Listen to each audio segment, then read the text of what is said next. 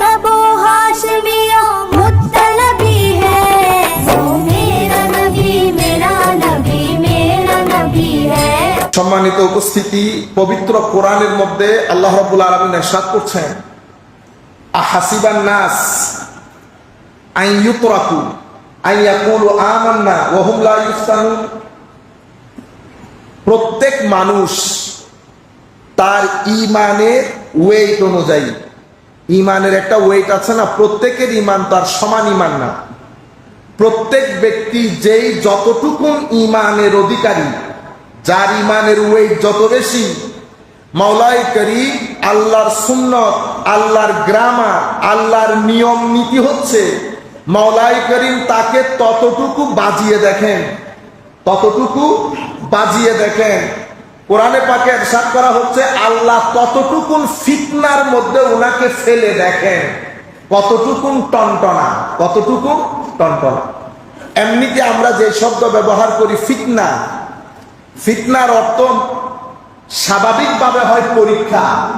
তো ফিতনার অর্থ যদি আল ইমতিহান ওয়াল ইখতিবার, যদি পরীক্ষা হয়, টেস্ট হয়, তাইলে আয়াতের অর্থ হবে আমি মানুষকে এটা মনে করছে যে সেই ঈমান আনবে, কিন্তু আমি তাকে পরীক্ষা করব না, না আমি তাকে পরীক্ষা করব। প্রত্যেকে যার যার ঈমান অনুযায়ী পরীক্ষার সম্মুখীন হবে। ইতপূর্বেও আমি পরীক্ষা করেছি। কেন মাওলা? তো আমি দেখতে চাই তোমাদের মধ্যে টনটনাকে, তোমাদের মধ্যে সত্যবাদীকে মিথ্যাবাদীকে, এটা পরীক্ষা করার জন্য আমি প্রত্যেকে according to the state of his belief, according to the state of his ঈমান, আই মাস্ট টেস্ট হিম। এটা আমার সুন্নত। This is the grammar of আল্লাহ অলমাইটি। আল্লাহ রাব্বুল আলামিন পরীক্ষা করেন।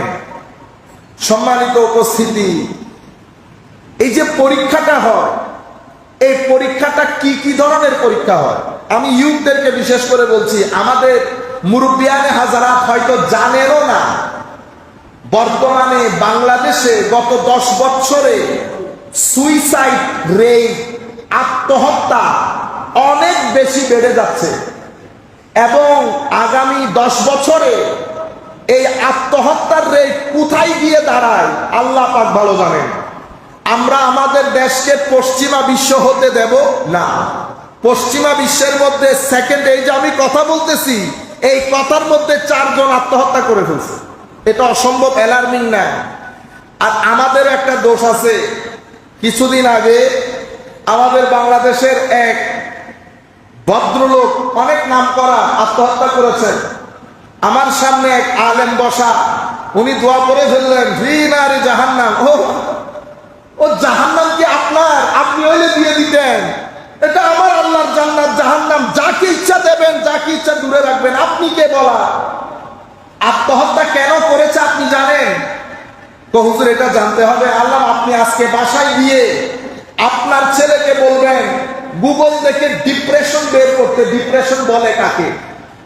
বাংলাদেশের ম্যাক্সিমাম লোক আত্মহত্যা করতেছে ডিপ্রেশনের কারণে। তো ডিপ্রেশনের কাছে একটা রোগ, উনার তো নিজের উপর কোনো কন্ট্রোল নাই। আপনি করে দিলেন ফি নারি জাহান্নাম, নিজের ছেলের ডিপ্রেশন হলে তারপরে টের পাবেন, তখন ফি নারি জাহান্নাম আর বের হবে না। আপনারা কোনো বলেননি কোনো ফি নারি জাহান্নাম? খবরদার, আল্লাহর সৃষ্টির একটা পিঁপড়াকেও সম্মান করবেন। এটা আল্লাহর সৃষ্টি, আপনি আমি করে দেখাইতে পারবো না। আল্লাহ যাকে খুশি জান্নাত দেবেন, যাকে খুশি জাহান্নাম দেবেন, এখানে আমি ইন্টারফেয়ার করতে পারবো না। বনী ইসরাইলে 3 বন্ধু, একজন বেশি আবেদ, ইমাম ইবনে কাসির তাফসীরের মধ্যে এই হাদিসগুলা এনেছেন। আরেকজন হঠাৎ করে, যেই বন্ধু নামাজ একেবারে পড়ে না, সেই বন্ধুকে যেই পড়ে সে বলে বলতেছে, তোকে আল্লাহ কখনো ক্ষমা করবে না, তোকে আল্লাহ কখনো ক্ষমা করবে না। এই কথা বলার পরে আমার আল্লাহ ফেরেশতা পাঠিয়েছেন তার কাছে।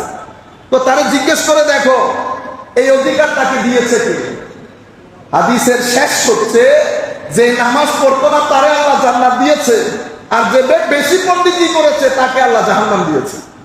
এখানে পণ্ডিতি, এখানে হচ্ছে দয়া দেখাবেন। যে দয়া দেখায় আমার আল্লাহ তার প্রতি দয়াশীল হবে। তাইলে বাংলাদেশের যত লোক আত্মহত্যা করতেছে পিছনে দেখবেন একটা ডিপ্রেশন কাজ করে। ডিপ্রেশন মানুষকে তার যে ব্যালেন্সিং এটা খতম করে দেয়।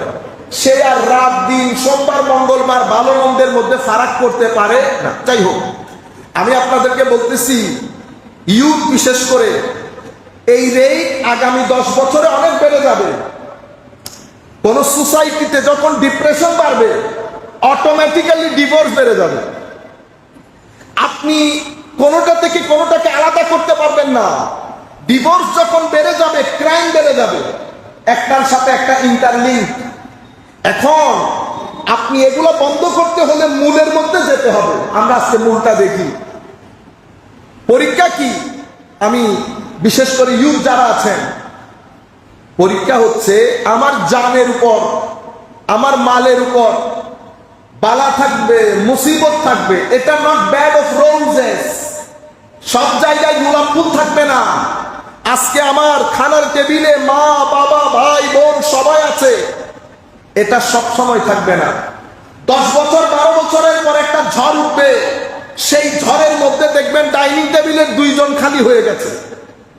আর কিছুদিন পরে আরেকটা ঝড় উঠবে, দেখবেন ডাইনিং টেবিলে শুধু আপনি বসে আছেন, এখানে আর কেউ নাই, এখানে আর কেউ নাই। এটা দুনিয়া।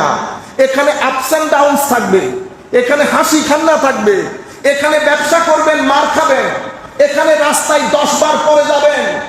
আপনি মাথায় রাখবেন যত বালা মুসিবত আপনার জীবনে আসুক না কেন, আপনার একজন খালেক আছেন, স্রষ্টা, যিনি আপনাকে লুক আফটার করেন। আমার এই শব্দটা আপনি মাথায় রাখেন, যিনি আপনাকে লুক আফটার করেন, যিনি আপনাকে মনিটর করেন, যিনি আপনার কাছে কাছে থেকে আপনাকে নিজের চোখে চোখে রাখেন।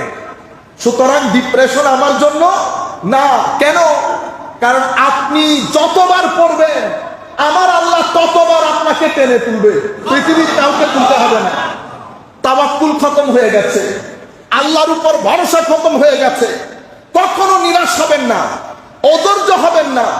আল্লাহর ইজ্জতের কসম করে বলছি, রাত যতই ঘুটঘুটে হোক সকাল হবেই, সকাল হবেই। তাপদাহ তাপদাহ, কালকে আবার দোয়া করতেছেন আল্লাহ বৃষ্টি বন্ধ করে দেন না, গরম পড়ছে, আমাদের গুণও কম হয় নাই তো। আমার আল্লাহ বৃষ্টি অবশ্যই দেবেন জমিনের মধ্যে। আমাদের একটা বাজাইতে হবে না টনটনা, এগুলো সব part and parcel of our life. আমাদের মুরব্বিয়ানে কেরাম বলবেন দূর এগুলা উনি লাভ আছে না। না, আপনারা হয়তো জানেনও না, আপনাদের আর ওয়াজ তকরীরের দরকারও নাই। আপনারা যেই দুনিয়া দেখছেন, যেই জিন্দেগি যাপন করেছেন, আমাদের থেকে 250-300 বছর আগে জান্নাতে গিয়ে আপনারা জাবর কাটবেন। তখনও পর্যন্ত আমরা হিসাব নিকাশে থাকবো যে পৃথিবীর মধ্যে আমরা বসবাস করছি। আপনারা বুঝতে পেরেছেন? তাহলে ঘটনা কি?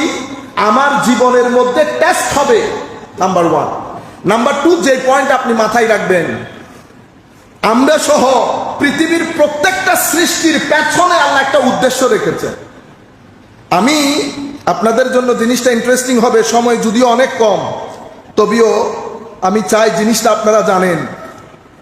যেই ব্যক্তি, যেই সৃষ্টিকে আল্লাহ যার উদ্দেশ্যকে মহান করেছেন, তার লাইফ স্টাইলও আল্লাহ উন্নত মানের করেছেন।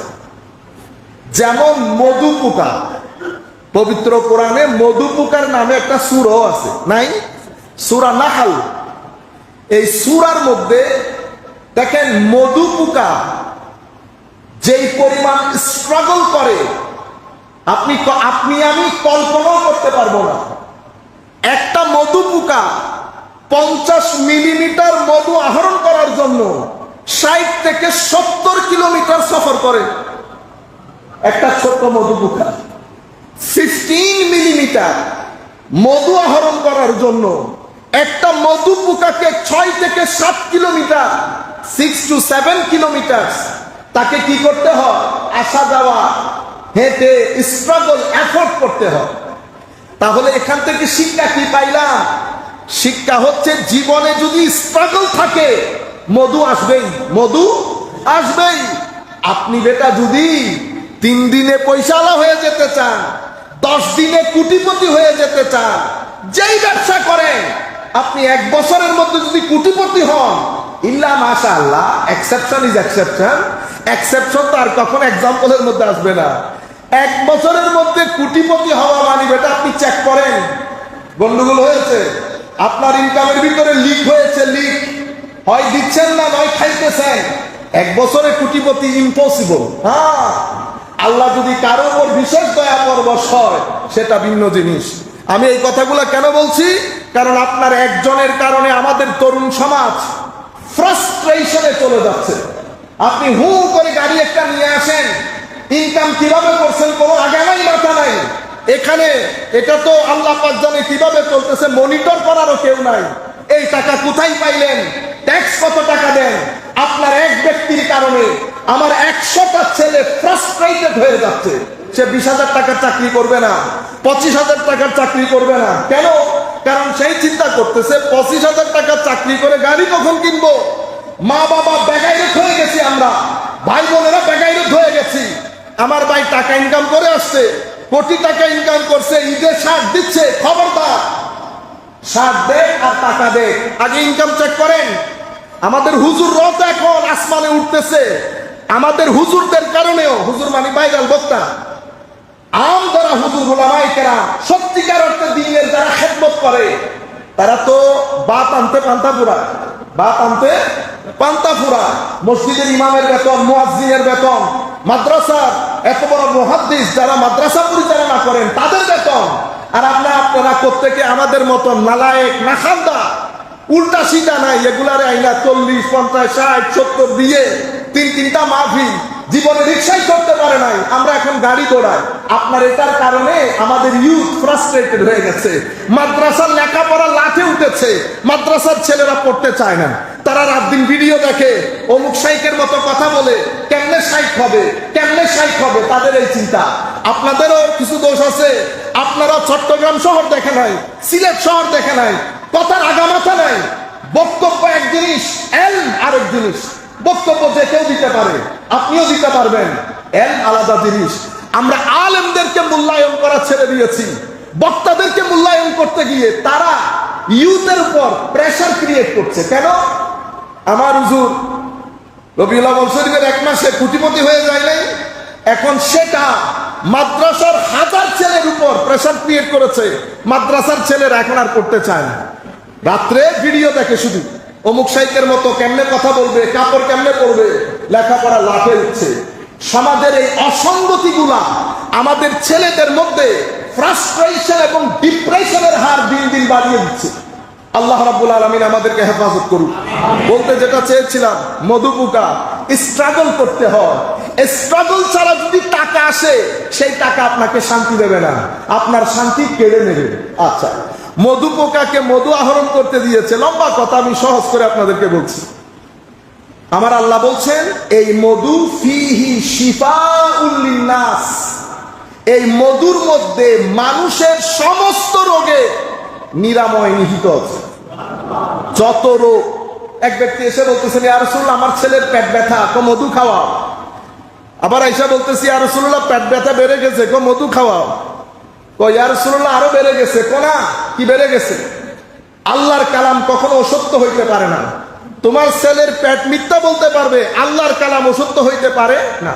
আমার আল্লাহ বলেছেন ফিহি শিফাউল লিন্নাস, এখানে মানুষের আরোগ্য আছে। আর একবার আয়েশা বলতেছে, হুজুর ঠিক হয়ে গেছে, হুজুর ঠিক হয়ে। এই জন্য উলামা মাশায়েখ বলতেছে, যেই কোনো রোগ হবে, যেই ব্যক্তি, মুরব্বীরা, আমাদের মুরব্বীরা করেন, আমরা ছেড়ে দিয়েছি। অনেক মুরব্বী সকালবেলা উঠে হাতে মধু নিয়ে কিছু কালা জিরা নিয়ে খেয়ে ফেলে না। এটা অনেক রোগ থেকে আপনাদেরকে কি দেয়, নিরাময় দান করে, এলাচ, চিকিৎসা, হিলিং দেয়। তাহলে মধুপোকার মধুর মধ্যে হিলিং আছে। সেই কারণে আমার আল্লাহ মধুপোকাকে কি বলেছে জানেন? তো মধু তুমি যেখানে সেখানে বসতে পারবা না। মাসিরে বলে নাই তুই যেখানে সেখানে বসবি না, এই কথা মাসিকে বলে নাই, কিন্তু মধুপোকাকে বলছে। মধুরে বলছে তুই যেখানে সেখানে ঘর বানাবি না। তো ঘর কোথায় বানাবো? তো তুই ঘর বানাইতে পারবি 3 জায়গায়, হয় পাহাড়ে, নতুবা গাছের চূড়ায়, নতুবা ছাদে, সবকিছু উপরে। কারণ তুই উপরের জিনিস, নিচে নামবি না। খাবো কি? তো কুলির মিন কুল্লিস সামারাত, অর্থাৎ পরিষ্কার পরিচ্ছন্ন পবিত্র জিনিসে মুখ লাগাবি, যেটাই সেটাই নিজের মুখ বসিয়ে দিস না। এটা আল্লাহ মধু পোকাকে বলতেছেন। তো মধু পোকার হাল যদি এটা হয়, আবার কি বলে, তো এরপরে চলাফেরার সময় তোমার যে নেভিগেশন সিস্টেম, যেখানে চলাফেরা করবা, খবরদার ভদ্রতার সাথে ডিসিপ্লিনের সাথে। মধু পোকাকে কয়টা কমান্ডমেন্ট দিয়েছে? এখন এখানে আমাদের জন্য শিক্ষা আছে না? মধু তো মধু পোকা, আমরা কি, তো আমরা আশরাফুল মখলুকাত। তো আশরাফুল মখলুকাতের জন্য এবার ডাইরেকশনটা কি হবে? মধু পোকাকে বলতেছে চিন্তা উপরে রাখার জন্য, আমি চিন্তা করি কিসে? নিচে। মধু পোকাকে বলতেছে যেখানে সেখানে মুখ লাগাইস না। আমরা তো পারলে অনেক জায়গা থেকে টাকা উঠাই খায়া ফেলি, ঠিক না? হালাল হারাম প্রত্যেক জায়গায়। আমি রেস্টুরেন্ট ব্যবসা করি, তো আপনি বাসার মধ্যে কি এই ডিজেল টাইপের তেলগুলা খাবেন?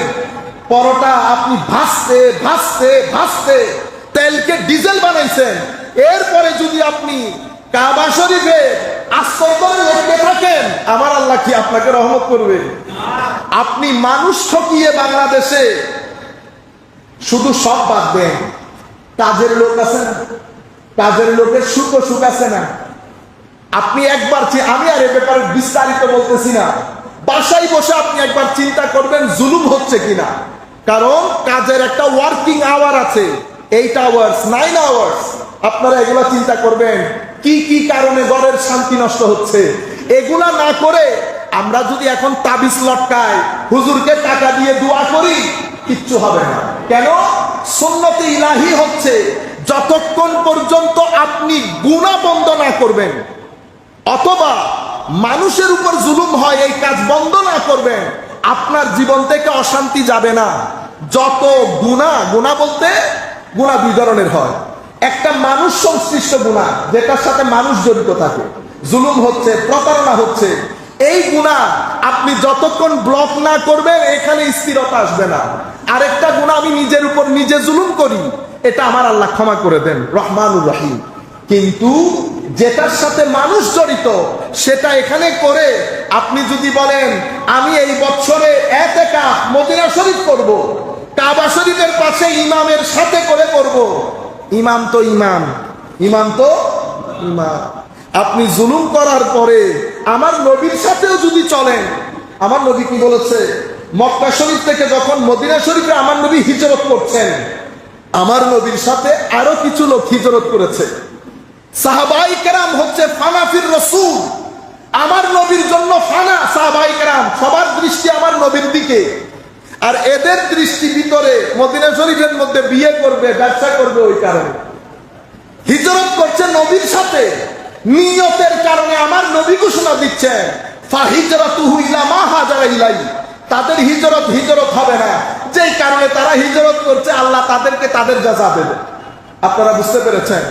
এই জায়গায় আমাদের চিন্তা করতে হবে। আমরা আবার আসি, এতটুকুন বুঝতে পেরেছি, জীবনের মধ্যে দুঃখ দুর্দশা, আপস এন্ড ডাউনস এগুলা থাকবে, এটা পার্ট অফ লাইফ, এটা ফিতনা। এটা ছাড়া আমরা এই পৃথিবীর নদী পার হতে পারবো না। তবে এই অবস্থার মধ্যে মাথায় রাখবেন, মালিক ও মৌলা যাকে আমরা স্মরণ করি না। আমরা তো এখন এত বড় বড় ইন্টালেকচুয়াল হয়ে গেছি, এত বড় বড় আধুনিক জ্ঞান বিজ্ঞানী হয়ে গেছি, আমরা এখন আল্লাহ সেকেন্ডারি। ও ভাই, আপনি সেকেন্ডারি। পৃথিবীর মানুষ সত্যের সন্ধানে পাগল পায়। পৃথিবীর বড় বড় বৈজ্ঞানিক ডক্টর মরিস বুখাইলের মতো ব্যক্তি ফেরাউনের লাশ যখন পেয়েছে, বক্তব্য দীর্ঘায়িত হয়ে যাচ্ছে। ফেরাউনের লাশ পাওয়ার পরে সংক্ষিপ্ত করে বলি, ডক্টর মরিস বুখাইল মিশর থেকে ফেরাউনের লাশ নিয়ে গেছে। আপনি এখানে বসে বড় সায়েন্টিস্ট হয়ে গেছে, আমি ডক্টর মরিসের কথা বলতেছি। One of the most renowned scientist in his time till today. Doctor Maurice বুখাইলকে সেই পরিমাণ সম্মান দেওয়া হয়। উনি মিশরে নিয়ে গেছেন ফেরাউনের লাশ, পরীক্ষা নিরীক্ষা করে বুঝতে পেরেছেন এই ব্যক্তি মারা গেছে সমুদ্রের ঢেউয়ে প্রচন্ড আঘাতে এই ব্যক্তির মৃত্যু হয়েছে। এটা গবেষণা, এটা উনার গবেষণা। এরপরে উনি বুঝতে পেরেছেন যেহেতু মিশরের কোন ফেরাউন পানিতে ডুবে মরে নাই, শুধু মুসা আলাইহিস সালামের ফেরাউন পানিতে ডুবে মরেছে। উনি যেহেতু খ্রিস্টান ধর্মের লোক, বাইবেল চেক করে দেখছে, বাইবেল দেখে ওনার মাথা খারাপ হয়ে গেছে। বাইবেল বলতেছে ফেরাউন এবং ফেরাউনের সঙ্গী সাথী সবাই ডুবে মরে গেছে, বিনাশ হয়ে গেছে, ডেস্ট্রয় হয়ে গেছে। এখন উনি বলতেছেন সায়েন্সের সাথে তো বিজ্ঞান মিলতেছে না, সায়েন্স আমার গবেষণা বলতেছে এটাই মুসা আলাইহিস সালামের ফেরাউন, কিন্তু ধর্ম বলতেছে ফেরাউন ডুবে বিনাশ হয়ে গেছে, পাতা পাগল হয়ে গেছে না। এই কথা উনি সৌদি আরবের রিয়াদে তৎকালীন একটা কনফারেন্সের মধ্যে আর্টিকেল পেপারগুলো পড়তেছেন, সেখানে একজন স্কলার বলেছেন দাঁড়িয়ে, স্যার আমি আপনাকে একটু কারেক্ট করি। কি কারেকশন? তো কোন ধর্ম কি বলেছে জানি না, আমার কোরআন বলছে ফেরাউনকে আল্লাহ বিনাশ করে নাই, সমস্ত ফেরাউনের সঙ্গী সাথী পানিতে ডুবে গেছে, ফেরাউন মারা গেছে, কিন্তু ফেরাউনকে আল্লাহ ডুবতে দেয় নাই, ভাসিয়ে তুলেছে। কোরআন বলছে ফেরাউনের লাশ কিয়ামত পর্যন্ত পৃথিবীর মানুষের কাছে থাকবে, যাতে মানুষ ফেরাউনকে দেখে শিক্ষা গ্রহণ করতে পারে। এটা বলার পরে ডক্টর মরিস বুখারী চোখ বড় করে হতচকিত হয়ে যায়। উনি বলছেন এটা কোন কিতাব? তো এটা মুসলমানদের আল কুরআন। তো আপনি আমাকে ভার্স বা আয়াত দেখাইতে পারবেন?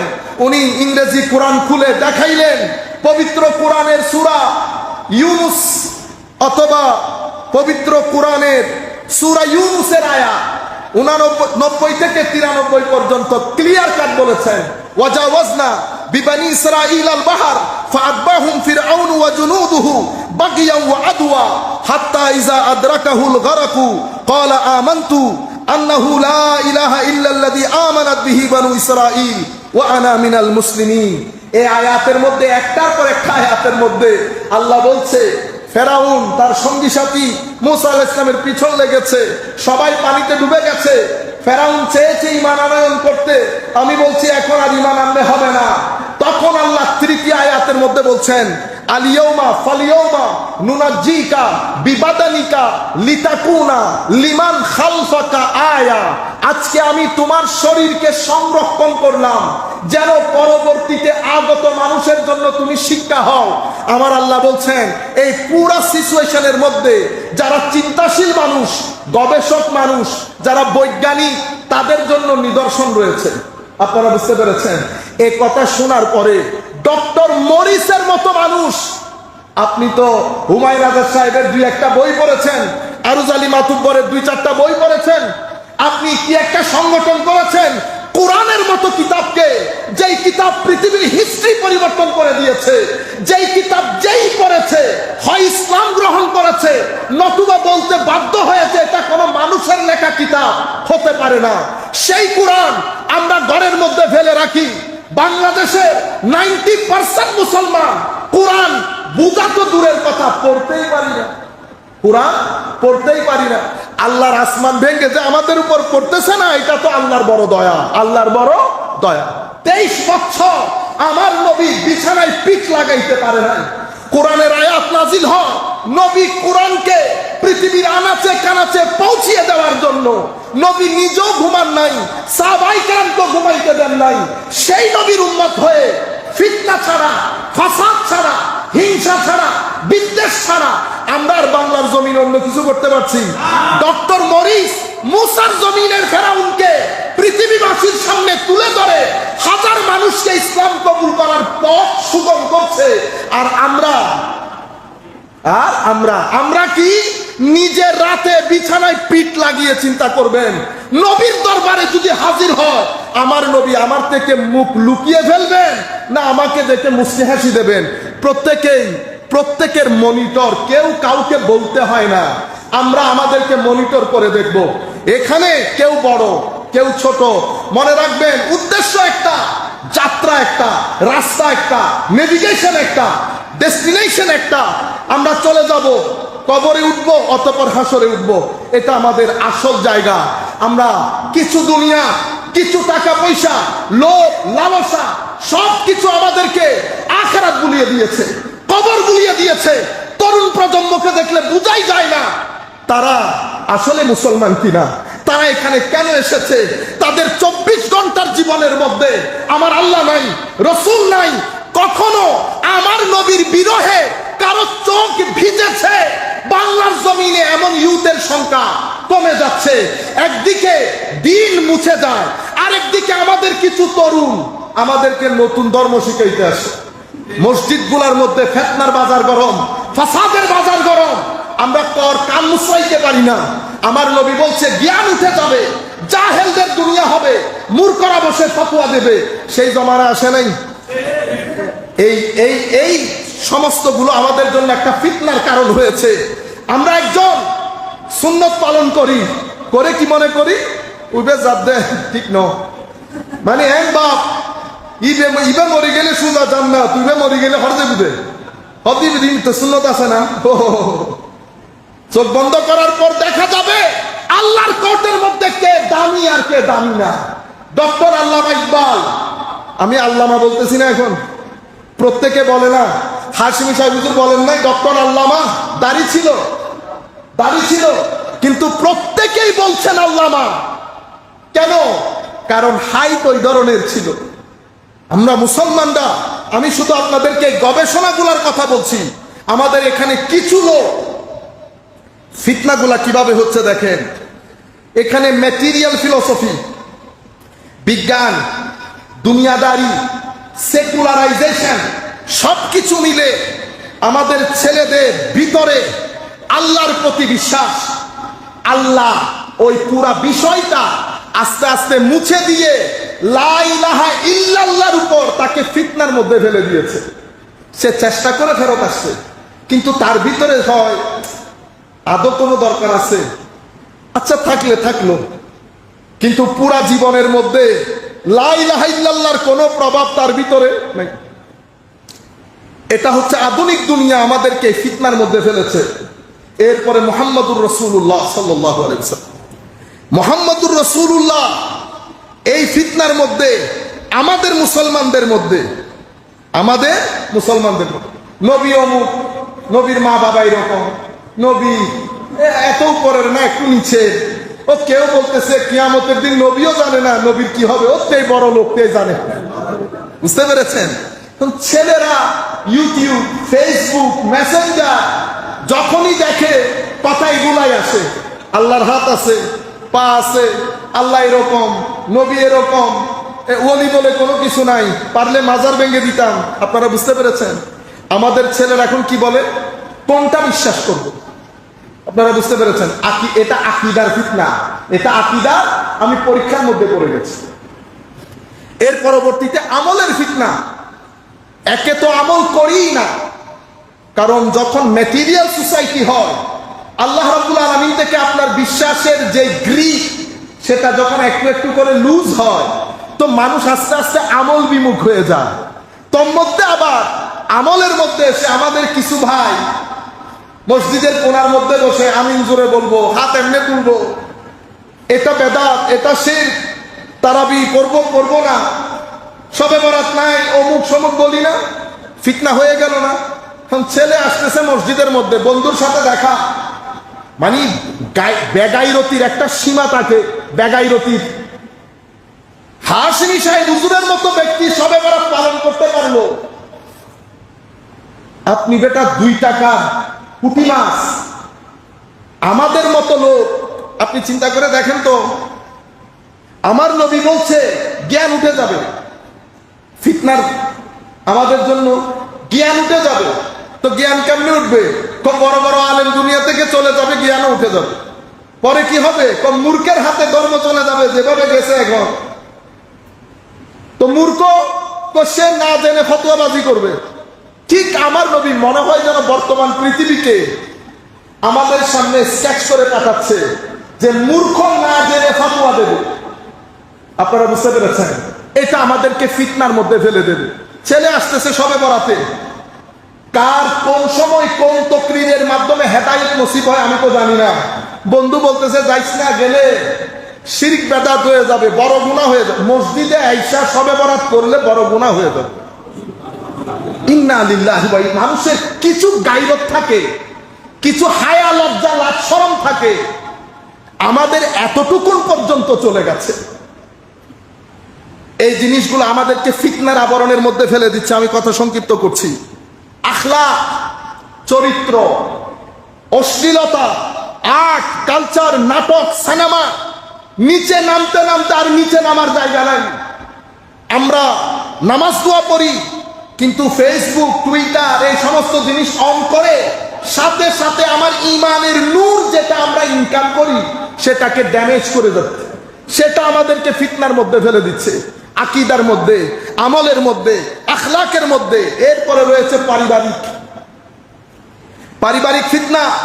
প্রত্যেকের ঘরের মধ্যে আগুন আছে না? আগুন কেউ কাউকে মানে না, কারণ এখন তো সম অধিকারের জমানা। আপনিও শিক্ষিত, আমিও শিক্ষিত, আমি কি কম? এই বিষয়গুলো আমাদের ঘরকে আগুনে পরিণত করেছে। মা হোক, বাবা হোক, যিনি যেখান থেকে বসে শুনছেন, বিনয়ের সাথে অনুরোধ করব জিনিসটা বুঝবেন। নতুবা কি হবে জানেন? আগামী 10 বছর যদি এখানে কিছু ভুল হয়, আপনারা আমাকে এসে ধরবেন আমি ভুল কথা বলে গেছি। আগামী 10 বছরে আমাদের ছেলেরা যাদের 10-12 বছর, তারা যখন 18-22 বছরের হবে, আপনি তাকে বিয়ে করতে বললে সে বিয়ে আর করবে না। কেন? কারণ আমি আমার মা বাবাকে যে বিয়ে স্বামী স্ত্রী হিসেবে দেখেছি, ওই জিন্দেগি আমার কোনো দরকার নাই। বিয়ে প্রথা যখন এক্সাক্ট আমরা ইউরোপকে ফলো করতেছি, কিছু টিভি নাটক, কিছু জিনিসপত্র, আমার ইনকাম কত আমার স্ত্রী বুঝবে না। কিছুদিন আগে আমার এক বন্ধু বলতেছেন এত টাকা দিয়ে ফ্ল্যাট। আমি বলতেছি ঢাকা শহরে তুই এত টাকা দিয়ে কেন ফ্ল্যাট কিনলি? খাবি কোত্থেকে? বাংলাদেশের চিকিৎসা অনেক এক্সপেন্সিভ। কাউকে যদি মেডিকেলে ভর্তি করাইতে হয় তুই তো ভিক্ষা করতে হবে, তো করলে করবো কেন? তোর দরকার হইলে ফ্ল্যাট কামড়ে কামড়ে খাবো। আপনারা কি হয়েছে বুঝতে পেরেছেন? মানে আমার বোনের ওনার কেউ একজন ফ্ল্যাট কিনেছে, উনিও বলেছে ফ্ল্যাট আমাকেও কিনতে হবে। এটা জাহান্নামের রাস্তা সুগম করতেছে। আপনারা এই কাজগুলা করে ঘরের মধ্যে শান্তি বিনষ্ট করে দিয়েছে। নাই দিন যতই স্মার্ট হন কোনো লাভ নাই। আমার নবীর দিন বাদে, নামাজ বাদে, তিলাওয়াতে কোরআন বাদে, জিক্রে ইলাহি বাদ দিয়ে আপনি আল্লাহর দরদির মধ্যে শান্তিতে জীবন যাপন করবেন, মহালাস, এটা অসম্ভব। যতই স্মার্ট হন, যারা আপনাদের সমাজে পারফেকশনিস্ট হিসেবে পরিচিত, এক ব্যক্তি পারিবারিকভাবে শৃঙ্খলাপূর্ণ জীবন যাপন করে না, আমরা তাদেরকে আমাদের সমাজের মডেল বানিয়ে দিয়েছি। সম্মানিত উপস্থিতি, এই জায়গাগুলো থেকে আমাদেরকে যদি ফেরত না আসি, মা বোনেরা আমরা মিলে পরিবারের মধ্যে যদি শান্তি প্রতিষ্ঠা করতে আমরা ব্যর্থ হই, আগামী 10 থেকে 15 বছরের মধ্যে বাংলাদেশের ছেলেরা মেয়েরা ইউরোপ কান্ট্রির মতো আর বিয়ে করতে চাইবে না। বিয়ে করব শান্তির জন্য। বিয়ে যদি আগুনের গোলা হয়, ছেলে যদি ঘরে ফিরতে না চায়, আর মেয়ে যদি হাজবেন্ড ফেরত আসবে এই ভয়ে দিন যাপন করে, এই জীবনের কোনো দরকার আছে? আমাদের 10-15 বছর পিছনে চলে গেলে হায় হায় কি ওবিডিয়েন্স স্বামী স্ত্রীর মধ্যে, সেটা 15 বছরের মধ্যে মাথা খেয়েছে। এটা আমাদের ফিতনার কারণ হয়েছে। সামাজিকভাবে ডিপ্রেশন আমাদের মহামারী হয়ে যাচ্ছে। ছেলেরা আরা ফুটবল খেলা খায়, প্রত্যেকদিন মাইরও খায়, গরত মাইর, পরিবারের এলাকার বাইরে দিয়ে জেডাই নদূরে বাসুকে লই ইউথ তুন স্কুলে তাই সিদি সার হলে মাইলে তো উস করে, উজুর হলে মাইলে উস করে না, ইবারে দৈর্যে দে দরাত মারে দে। এতগুলো মাইর খাওয়ার পরেও আমাদের জীবনে আমরা কখনো বলি নাই বোরিং লাগতেছে। প্রত্যেকটা ছেলের মুখে 10 থেকে 15 বছরের ছেলে বলে বোরিং লাগতেছে। এটা খতরনাক। বোরিং লাগতেছে মানে আপনি আত্মহত্যার প্রথম স্টেজের মধ্যে আছেন, এটার শেষ স্টেজ হচ্ছে আত্মহত্যা। আমাদের মুরব্বীদেরকে জিজ্ঞেস করেন দেখি ডিপ্রেশন কি ওনারা জানেন কিনা। কিন্তু আমাদের প্রত্যেকটা ছেলে ডিপ্রেস। অর্থনৈতিকভাবে চতুর্দিকে সুদমুখী, ঘুষমুখী, সব কিছু মিলে আমাদেরকে ফিতনার সমুদ্রের মধ্যে ফেলে দিয়েছে। আমার নবী সাল্লাল্লাহু আলাইহি ওয়াসাল্লাম হাদিসে পাকের মধ্যে ইরশাদ করেছেন, আমি এখন 4-5 মিনিটের মধ্যে যেহেতু শেষ করতে হবে, আমার নবী ফিতনার বৈশিষ্ট্য বর্ণনা করেছেন। ফিতনাগুলা কিরকম হবে? এগুলা রাতের অন্ধকার যেমন দিনের আলোকে আবৃত করে ফেলে। অন্ধকার কেমন হয়? ভয়ের হয়, কনফিউশনের হয়, কিছু দেখা যায় না, কোন রাস্তায় হাঁটবেন বোঝা যায় না, ঠিক তো?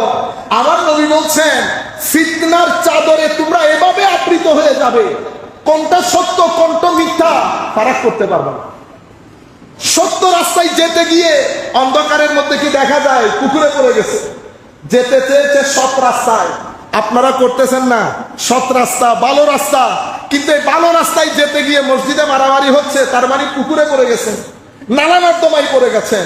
আমার নবী সাল্লাল্লাহু আলাইহি ওয়াসাল্লাম ইরশাদ করছেন ফিতনার চাদরে এভাবে আবৃত হয়ে যাবে যেভাবে রাতের অন্ধকার দিনের আলোকে আবৃত করে ঘুটঘুটে অন্ধকার করে দেয়।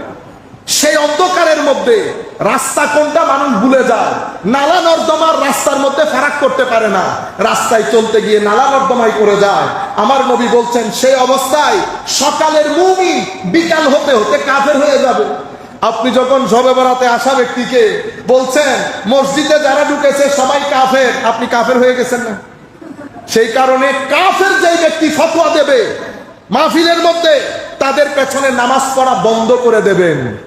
কাফের যেই ব্যক্তি বলা অভ্যস্ত, সেই ব্যক্তি কোনোভাবে সেফ না, আমার ইমাম হওয়ার যোগ্য না। কেন? কারণ সে যতগুলা ব্যক্তিকে কাফের বলতেছে, সে জানে কাফের কিনা। আরেক আলেম তার সামনে বলতেছে মুমিনে হক, এই ইমাম বলতেছে কাফের, এই মৌলবী বলতেছে কাফের। এখন কাফের তো যে কোনো একজন হবে, হয় যাকে বলেছেন সেই, নতুবা আপনি। সুতরাং কাফের বলা, অতিরিক্ত কাফের ফতোয়া দেওয়া, ইমামের পেছনে আলেমের পেছনে নামাজ না পড়া নিরাপদ। আপনারা বুঝতে পেরেছেন? সকালের মুমিন বিকালে কাফের হবে, বিকালের মুমিন সকালে কাফের হবে। আমার নবী বলছেন 4-5 টাকার জন্য ধর্ম বিক্রি করে দেবে, যদিও দিন হবে আরাদিন মিনাদ দুনিয়া, 5 টাকার জন্য ধর্ম বিক্রি করে দেবে। আমরা এখন বাইরের টাকা বাইরের পয়সা, হুজুর কি হুজুর ইউসিবিএল বা এই ধরনের ব্যাংকের ডাইরেক্টর, শরিয়া বোর্ডের পরিচালক, ও শরীয়তের কান মুছরাইতে পারেন না, ফেকার ফর্ম মুছরাইতে পারেন না, আপনি হয়ে গেলেন এলিট ক্লাস। কি ক্লাস? Elite class. বাইরের পয়সা ভিতরের পয়সা। আমাদের এখানে যারা ব্যবসা বাণিজ্য করে সবাই তো চায় দুবাইয়ের সাথে একটু ব্যবসা হোক, আমিরাতের সাথে একটু ব্যবসা হোক। তো শাইখদের সাথে এখানকার শাইখের সাথে হট কানেকশন। আপনি ব্যবসা করতে গেছেন, ইয়াবিউদিনাহু বিআরাদিন মিনাদ দুনিয়া, 3 দিন আগে সুফি সেজেছেন, 3 দিন পরে তাসাউফ বাদ দিয়ে দিয়েছেন। বাংলাদেশে যারাই তাসাউফের বিরুদ্ধে কথা বলে, সেটা যেই কোনো মাসলাকের আলেম হোক, দেখবেন হয় তার বাবা সুফি, নয় তার মা সুফি, নতুবা তার পূর্বপুরুষ সুফি, সেই পরবর্তীতে এসে নতুন ইসলাম প্রচার করছে, সেটা যেই গণনারই হোক না কেন, প্রত্যেকের পিছনে আল্লাহর ওলি জড়িত, প্রত্যেকের পেছনে আল্লাহর ওলি জড়িত। বাংলাদেশের একজন বড় টাকাওয়ালা, ওনার বাবা প্রফেসর আব্দুল খালেক রহমতুল্লাহ আলাইহি, যাকে ব্রাহ্মণবাড়িয়ার জমিনের কুতুব বলা হয়, যার সংস্পর্শে এসে শত শত লোক আল্লাহর ওলি হয়েছেন, এমন বড় আজিম আল্লাহর ওলি প্রফেসর আব্দুল খালেক রহমতুল্লাহ আলাইহি, ওনার দরবারে ইনার বাবা সহ 4 জন ছিলেন। আপনারা ছিলেন, আমি নাম বলবো না, বাংলাদেশের মানে one of the most renowned businessman. আমি এই যারা আপনারা এই ভিডিও টিভি এগুলা বানান, এগুলো আবার কাট করে আপনার ভিডিওর মধ্যে দেবেন। আপনারা কিছু জায়গার মধ্যে রেসপন্সিবল হবেন। শুধু ভিউ বাড়ানোর দরকার নাই, এটা দ্বীনি জিম্মাদারি। শুধু পকেট চিন্তা করবেন না, কাজ করবেন, পকেটের চিন্তা আল্লাহর দরবারে ছেড়ে দেবেন, পকেট কখনো খালি যায় না। সম্মানিত উপস্থিতি, তো উনি আল্লাহর ওলি বলতেছেন, দেখি তোমরা কিছু একটা চাও। খেদমত করতে করতে হুজুর খুশি হয়ে বলছেন, আর এই ব্যক্তির বাবা বলেছে হুজুর দোয়া করেন আমার জন্য বেশি টাকা পয়সা হয়। হুজুর যিনি যেটা চেয়েছেন দোয়া করে দিয়েছেন আল্লাহর দরবারে। আল্লাহর ওলিদের দোয়া বৃথা যায় না। তো যিনি টাকা চেয়েছেন, ওনার ছেলে বর্তমানে one of the most renowned businessman, যার দুয়াতে টাকাওয়ালা, উনি এখন আইসা আমাদেরকে আরেক ধর্ম শিখায়। কি শিখায়? ধর্ম আরেকটা, সুফিয়াই কেরাম অমুক সমুক কিছু মানে না উনি। আমি এই জন্য বলছি, সমস্ত ঘরানার লোক প্রত্যেকের পেছনে আল্লাহর ওলি জড়িত আছে, আল্লাহর ওলি জড়িত আছে। সম্মানিত উপস্থিতি, আমার নবী বলেছেন কিছু টাকার জন্য দিন বিক্রি করে দেবে। দ্বিতীয় হচ্ছে আমার নবী বলেছেন ফিতনা কিরকম হবে। 120 কিলোমিটার ব্যাগে যখন বাতাস চলে সবকিছু ড্যামেজ হয়ে যায় না, তো ফিতনা এত কঠিন হবে, মানুষের ঈমান আমল আখলাকের জমিন ড্যামেজ হয়ে যাবে। আমার নবী ইরশাদ করেছেন তৃতীয় যেই জিনিস বলেছেন, তো ফিতনা 2019 তো 2019-এর ফিতনা এত কঠিন, মানুষ হাই হাই করবে, মানুষ মনে করবে এর চেয়ে বড় ফিতনা আর হবে না। তো 2020-এ যে ফিতনা আসবে, 19-এর ফিতনাকে মানুষ পানি মনে করবে। ইউরাক্তিকু বাদুহা বাদা, একটার চেয়ে একটা বড় হবে, একটার চেয়ে একটা বড় হবে। আমার নবী সাল্লাল্লাহু আলাইহি ওয়াসাল্লাম এই ফিতনাগুলা বলা পরে, এখন ফিতনা হয় কেন, আপনি ফিতনার মধ্যে পড়তেছেন কেন? প্রথম বিষয় মূর্খতা। আমাদের বাপদাদা যারা ছিলেন তারা মসজিদের মধ্যে শিক্ষা গ্রহণ করেছেন, কোরআন শরীফ পড়তে পারেন, সরাসরিও জানেন, উলামায়ে কেরামের মজলিসে আসা যাওয়া, মসজিদের ইমাম খতিব যারা থাকতেন সময়ের বুজুর্গ ব্যক্তি ছিলেন। সেই থেকে আমাদের তরুণ প্রজন্ম বঞ্চিত, তারা সরাসরিও বুঝে না। তাদেরকে যখন বলে হুজুরের কথার দরকার কি, হাদিস শরীফ আছে তো, এখন সে তো আর অত কিছু বুঝে না। সে তো এটা বুঝতেছে না যে মেডিকেল কলেজের বই নিয়ে ঘরে পড়লে ডাক্তার হওয়া যায় না, অ্যারোনটিক্যাল ইঞ্জিনিয়ারিং এর বই ঘরে পড়লে অ্যারোনটিক্যাল ইঞ্জিনিয়ার হওয়া যায় না। এতটুকুন বুদ্ধি বিবেচনা তার ভিতরে নাই। সে তো শান্তি চাচ্ছে, সেই শর্টকাট ওয়েতে ব্যস্ত জুড়ে যাবে। তার এখানে 12 রাকাতের দরকার নাই, তো 12 রাকাত জোরের নামাও আল্লাহ মাফি দিয়ে দেবে। ও ভাই, এগুলো বাজেগুলো মৌলবীদের করা, 4 রাকাত পড়লে হয়, তার জন্য সুইটেবল হয়েছে না, ওয়াও 4 রাকাত। যদি আপনি বলেন জোহর পড়তে হয় না, মাঝে মধ্যে পড়লে হয়, সে আরো খুশি হবে, সে আরো খুশি হবে। তারাবির মধ্যে 20 ও 20 রাকাত বা মাফি দেবে কোন না, এগুলো মৌলবীদের বানানো। 8 রাকাত পড়লে হবে, ভালো লাগছে না এখন? তো 8 রাকাত ইন্না কয়না কুলহুয়াল্লাহ দিয়ে পড়লে বেশিতে 5 মিনিট। এরপরে আরেক দল আইসা বলতেছে আসলে তারাবি নাই, সে বলতেছে নাই বললে আরো ভালো, এসব নামাজ পড়ে ঘরে চলে যাবে। আপনারা বুঝতেছেন? শর্টকাট ওয়েতে আমরা এখন এত হাসল চাই না। আল জাহাল, মূর্খতা আমাদেরকে কিসের ভিতরে নিমজ্জিত করে? ফিতনার মধ্যে। এর পরবর্তীতে দ্বিতীয় বড় জিনিস যেটা হাওয়া নাফস, আমাদের ভিতর জগৎ পচে গেছে। আমাদের মুরব্বীদের জমানায় মা বাবা সবাই ভালো মানুষ ছিল, একজন একটু নরম হলেও আরেকজনের সুবতে এসে কি হয়ে গেছে, আগুন আরো বেশি ধরে গেছে।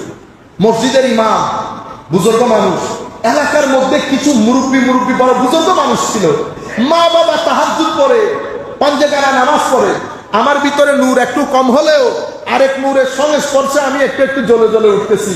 বর্তমান জমান আপনি দেখেন, আমাদের চোখ, আমাদের কান, আমাদের মুখ, এই 3টা জিনিসকে মনিটর করেন, আমাদের নফস পচে সারকার হয়ে গেছে।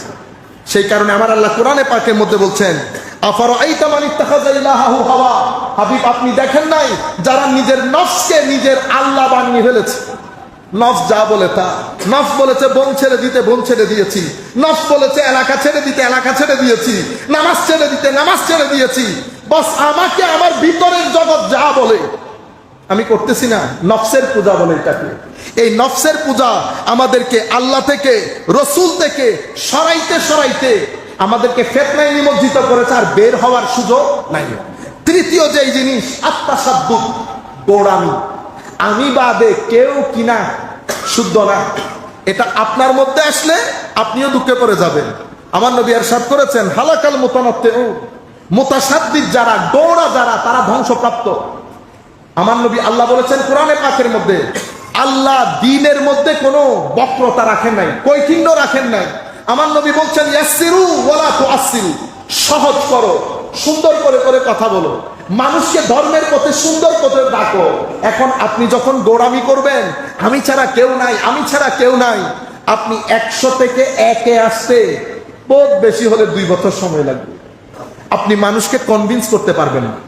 মুতাসাদ্দিক গোড়া ব্যক্তি কখনো এই দাওয়াত আরেকজনের কাছে পৌঁছাইতে পারে না। সেই ব্যক্তি কখনো দাওয়াতের কাজে সফল হয় না যেই ব্যক্তি নিজে বাদে কাউকে মুসলমান মনে করে না। আমার নবী মুতাসাদ্দিক না হইতে বলেছে, বলেছে ইয়াসসিরু, সহজ করে দাও, ওয়ালা তুআসসিরু, দিনকে কঠিন করিও না, বাশশিরু, সুন্দর সুন্দর কথা বলো, সুসংবাদ দাও, কোনো অসুবিধা নাই, আল্লাহ মাফ করে দেবে। এখন আপনি তারে কি বলতেছেন?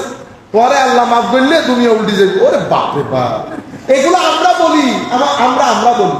তো একজন বলতেছে তোমারে আল্লাহ মাফ করলে দুনিয়া ভেঙে পড়বে। ও ও আল্লাহ ফেরাউনকে পর্যন্ত মাফ করে দিত যদি শানে মুসাবির মধ্যে বেয়াদবি না হইত। আল্লাহ ফেরাউনকেও মাফ করে দিত যদি মুসা আলাইহিস ইসলামের শানে বেয়াদবি না হইত। নবীর শানে, ওলির শানে, উলামা মাশায়েখের শানে, মা বাবার শানে বেয়াদবি করলে তওবা নসিব হয়। আপনারা বুঝতে পেরেছেন? এই বিষয়গুলোর কারণে আমাদের এখান থেকে এই তিনটা জিনিস পাইলেন। চতুর্থ জিনিস, বহির্বিশ্বের শত্রু যারা অনেক টাকা পয়সা খরচ করে আমাদের তরুণ প্রজন্মকে দ্বীন ইসলাম থেকে দূরে রাখার জন্য। কারণ পৃথিবীব্যাপী এখন ধর্ম বিরোধী একটা সংগ্রাম চলছে। কেন? পৃথিবী চায় পৃথিবীর কোন অঞ্চলে যেন ধর্ম না থাকে, থাকলেও মানুষের ঘরে ঘরে থাকে। এটা পৃথিবীর বর্তমান মিশন, পৃথিবীর ভিশন, পৃথিবীর মুভমেন্ট। কিন্তু পৃথিবীর সমস্ত ইউথ তাদের স্ব ধর্ম ছেড়ে দিয়েছে। কিছু ধর্ম শুধু সিনেমার মধ্যে বেঁচে আছে, কিছু ধর্ম তাদের টেম্পলের ভিতরে ঢুকে গেছে। শুধুমাত্র ইসলাম, শুধুমাত্র মুসলমান ইউথ ধর্মমুখী, নামাজমুখী মসজিদের মধ্যে তরুণ প্রজন্ম আসে।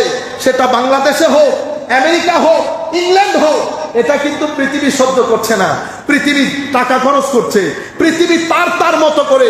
এই যে মসজিদের মধ্যে ফিতনা ফাসাদ গুলা দেখেন, আমিন জোরে বলা নিয়ে, হাত তোলা নিয়ে, এগুলা বেশিরভাগ ক্ষেত্রে বহির্বিশ্বের শত্রুতা, বহির্বিশ্বের টাকা পয়সা। নতুবা আমি একটা প্রতিষ্ঠান দাঁড় করাইতে পারি না, আপনি এক মাসের মধ্যে 10 প্রতিষ্ঠান দাঁড় করাই দেন। আমার জানতে ইচ্ছে করবে না টাকা আপনাকে কে দিয়েছে, কেন দিয়েছে? আল্লাহ আমাদের হামি ও নাসের হোক। বক্তব্য একেবারে শেষের দিকে, আমি 2 মিনিটের মধ্যে শেষ করে দিচ্ছি। আমি শুধু বাঁচার উপায়টা 1 মিনিটের মধ্যে। সম্মানিত উপস্থিতি, আমি বাঁচবো কি করে? বাঁচার জন্য প্রথম বিষয় যেটা, কোরআন এবং সুন্নতের পথে ফেরত আসা। তো কোরআন সুন্নতের পথে কি আমি ফেরত যেতে পারবো? আমি আপনাদের কথা বলতেছি না, আমি ফেরত যেতে পারবো? আমি কেমনে ফেরত যাব? আমি কোরআন শরীফের একটা শব্দের অর্থ বুঝি না, আলহাকুমুত তাকাসুর বুঝি না, ওয়াইলুল লিকুল্লি হুমাজাতিল লুমাজা বুঝি না। আমি তো এতটুকুও বুঝি না সূরা ফাতিহা তো কোরআন শরীফের প্রথম নাজিলকৃত সূরা না, এটা আবার কোরআনের প্রথমে এসে গেল কেন? আমাদের মুফতি ইব্রাহিম সাহেব হুজুর খুব সুন্দর করে বলেছেন। তো আমি এক ব্যক্তিকে বলেছি সূরা ফাতিহা 2 বার নাজিল হয়েছে। কয়বার? 2 বার। কোরআন শরীফে কয়বার এসেছে? 1 বার। তো আপনি যদি সত্যিকার অর্থে হাদিস মানেন তো সূরা ফাতিহা কোরআনে পাকের মধ্যে 2 বার লিখতে হবে। আছে কয়বার? 1 বার। কোরআনের মধ্যে প্রথম আয়াত নাজিল হয়েছে ইকরা, কোরআনের প্রথম সূরা ফাতিহা। আপনি যদি বলেন হাদিস ছাড়া মানি না, তাইলে তো আপনি সূরা ফাতিহা না পড়ে আগে ইকরা পড়তে হবে। কারণ হাদিসে পাকের মধ্যে এসেছে যেটা আল্লাহর নবীর উপর প্রথম নাজিল হয়েছে সেটা ইকরা, আপনি পড়তেছেন সূরা ফাতিহা। সুতরাং আপনি যদি আমাকে বলেন কোরআন সুন্নতের দিকে ফেরত আসা, আমি পারবো না। আমি কোথায় ফেরত যাব? আমি জমিনের আলেমে রব্বানীদের কাছে আসবো জিজ্ঞেস করার জন্য। আপনারা বুঝতে পেরেছেন? আপনি না এখন বললেন আমিন জোরে আমিন আসছে, ব্যাংকে ফতোয়ার জটিলতা হয়ে গেছে, আপনার কাছে আসছি। গুগল থেকে ফতোয়া দিতে পারতেছেন? আমি পারতেছি না। কার কাছে গেছি জানেন? যে ব্যক্তি আপনার কাছে ব্যাকওয়ার্ড, জীর্ণ শীর্ণ কাপড়, আরে হুজুরের কাছে কত, হুজুর একটা ফতোয়া। বেচারা রাতের মধ্যে বসে ফতোয়া লিখে, এক ব্যক্তির ফতোয়া 10 কোটি মানুষকে রাস্তা দেখায়। এদেরকে আলেমে রব্বানী বলে। এটা সেই কারণে হযরতে আব্দুল্লাহ ইবনে মাসউদ রাদিয়াল্লাহু তাআলা আনহু বলছেন, প্রথমে কোরআন দেখবা, না পাইলে হাদিস দেখবা, না পাইলে সলফে সালেহিনে উম্মতের যারা পুণ্যবান উলামায়ে কেরাম তাদের মতামত দেখবা। এখন জাতিকে বোঝানো হয়েছে মৌলবীর মতামতের দরকার নাই, সরাসরি কোরআন সুন্নাহ। আপনারা বুঝতে পেরেছেন? সেটা আপনাদেরকে পথভ্রষ্ট করবে। কি করবে? পথভ্রষ্ট করবে। সম্মানিত উপস্থিতি, আখেরি যেটা আপনাকে ফিতনা থেকে বাঁচাবে সেটা কি? সেটা হচ্ছে তাকওয়া, পরহেজগারি। মানে আমার আল্লাহ পছন্দ করেন এমন কাজ যদি আপনি করেন, অপছন্দ থেকে বেঁচে থাকেন, ভিতরে আল্লাহ একটা টর্চ লাইট দিবেন। সে টর্চ লাইটের মাধ্যমে আপনি ভালো কোনটা, মন্দ কোনটা, সত্য কোনটা, অসত্য কোনটা আপনি বের করতে পারবেন। আল্লাহ রাব্বুল আলামিন আমাদের হামি ও নাসির হোক। মওলাই করিম আমাদেরকে কবুল করুক। তরুণদের প্রতি বিশেষ অনুরোধ, আল্লাহর ওয়াস্তে আপনারা পাঞ্জে গানা নামাজ, আমি কবর হাসরের জন্য বলতেছি না, সেটা আল্লাহ দেখবে। আপনি দুনিয়ার মধ্যে যদি শান্তি চান, স্থিরতা চান, টেনশন মুক্ত জীবন চান, আপনি ধর্মবাদে মা বাবাও কান দিয়ে শুনেন, আপনি শুধু পেটের ক্ষুধা নিবারণ করলে হবে না, চোখের ক্ষুধা নিবারণ করতে হবে, মনের ক্ষুধা নিবারণ করতে হবে, নিবারণের ব্যবস্থা করতে হবে, ব্রেইনের ক্ষুধা নিবারণ করতে হবে। ব্রেইন দিয়ে যদি চিন্তা না করেন ব্রেইন ড্যামেজ হবে। ব্রেইন, আপনি গবেষণার কাজ ব্রেইন করতে পারবে না। চোখ দিয়ে সবুজ দেখবেন, মা বাবা দেখবেন, দুনিয়ার সৌন্দর্য দেখবেন, মাজারাত দেখবেন, চোখের নূর জ্যোতি বের হবে। আপনি যদি চোখকে এই খাদ্য না দেন আস্তে আস্তে চোখের জ্যোতি কমে যাবে। আপনি যদি সিনার ভিতরে নূর না দেন, মনের খাদ্য না দেন, মনের খাদ্য কোথায়? দুই জায়গায়, আল্লাহর ইবাদত, স্রষ্টার ইবাদত, সৃষ্টির সেবা। এই দুইটার মাধ্যমে মনের খাদ্য নিবারণ করতে হয়। 50,000 টাকা বেতন খালি নিজে খাইলে হবে না, মানুষকে কিছু টাকা দিবেন, 2,000 টাকা, 3,000 টাকা, 5,000 টাকা, যার যার সামর্থ্য অনুযায়ী। আত্মীয় স্বজন গরিব গুড়াবা দেখবেন, খালি নিজে গাড়ি দৌড়াইলে হবে না। শান্তি যদি চান নিজের টাকার একটা অংশ গরিবের জন্য, আত্মীয় স্বজনের জন্য খরচ করবেন, শান্তি ঘরে আসবে, শান্তি ঘরে আসবে। আর আল্লাহর ইবাদত, কোরআন পড়বেন, কোরআন বুঝবেন। মসজিদের মধ্যে ইমাম খতিবকে বললে তারা ফ্রি পড়াবেন। আপনারা আসল জিনিসগুলা না করে নকলের পিছনে না ছুটেন। টাকা আমাদের দরকার, কিন্তু যেভাবে আপনারা করতেছেন সেভাবে দরকার নাই। আমার এখানে জীবন দুইটা, যেহেতু দুইটার জন্য প্রস্তুতি দরকার। আল্লাহ রাব্বুল আলামিন আমাদের হামি ও নাসির হোক। মাওলাই করিম আমাদেরকে কবুল করুক। আমি আজকে সময় 10 মিনিট বেশি নিয়ে ফেলেছি, ক্ষমা চাইতেছি আপনাদের কাছে, কারণ এই পরিবেশটা আর পাওয়া যায় না। আগামী জুমা তকবীরে থাকলে না। কিছুদিন আগে আমাদের এক পরিচিত, আমাদের ক্লাসমেট টাইপের মারা গেছে। এই 2-3 মাস আগে, আমি রাতে ঘুমাইতে পারি না। 2-3 মাস আগে খতন আইন করিব, হইবা আইন করিব হইলে আইন জানা 12টা বাজে, খতনে 12টা বাজে হইলে 12টা বাজে, আমি বইতে একটু মনে হলে। কিন্তু 2-3 মাস আগের হতা হইল, ই বিয়া ফরু মারা গি। বুঝতে পেরেছেন? হায়াত মতো কোনো গালি না।